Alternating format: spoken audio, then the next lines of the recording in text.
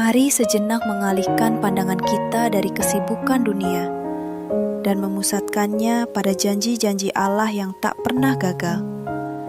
Inilah renungan pagi, The Most Amazing Bible Promises, oleh Pastor Doug Batchelor. Bersama Mana Multimedia Ministry. Selamat mendengarkan. Shalom, selamat pagi saudaraku. Renungan pagi kita hari ini, Kamis 19 Februari berjudul Hidup Baru Hati Yang Cacat. Bersama saya, Airin Erika Sulu. Ayat intinya diambil dari Yehezkiel 36, ayat 25 dan 26. Demikian firman Tuhan. Aku akan mencurahkan kepadamu air jernih yang akan mentahirkan kamu dari segala kenajisanmu, dan dari semua berhala-berhalamu, aku akan mentahirkan kamu.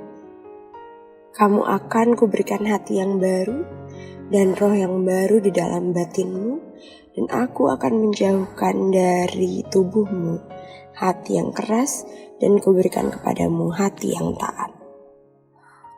Mari kita dengarkan penjelasannya.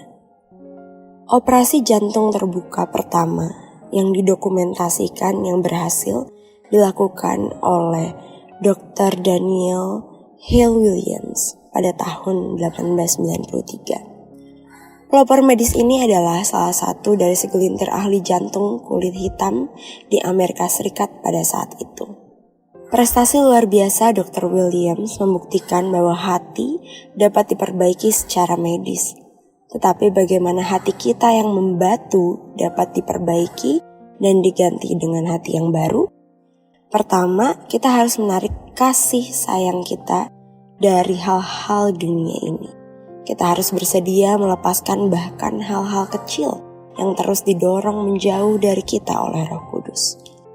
Semua kekotoran harus dibersihkan, semua berhala harus disingkirkan. Tapi kita tidak dapat melakukan pembersihan.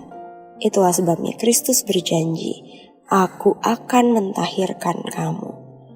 Bagian kita adalah memutuskan bahwa kita membutuhkan perubahan dan kemudian dengan rendah hati memintanya.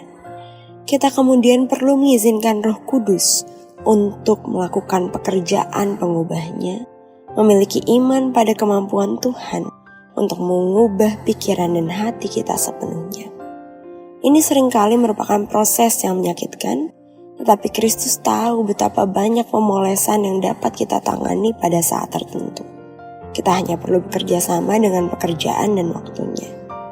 Hati yang taat, kehidupan yang berubah, adalah salah satu yang harus selalu kita mintakan kepada Kristus untuk tetap dengan lembut menghilangkan keegoisan atau kesombongan yang merayap masuk. Kita perlu meminta setiap hari dan bahkan terkadang dari waktu ke saat agar Tuhan menjaga hati kita sebagai hati yang taat. Tuhan yang terkasih, hari ini saya memohon kepadamu hati taat yang baru. Tolong bersihkan saya dari segala kekotoran dan penuhi saya dengan Roh-Mu. Doa kita hari ini. Ya Bapa, terima kasih karena pagi hari ini satu pelajaran yang indah mengingatkan kami bahwa Engkau sanggup membersihkan hati kami. Bersihkanlah hati kami setiap hari. Perbaharui hati kami setiap hari ya Bapa. Agar kehidupan kami ini berkenan di dalam-Mu. Kehendak-Mu yang terjadi di dalam nama Yesus. Amin. Hiduplah dalam janjinya hari ini. Sampai jumpa. Tuhan memberkati.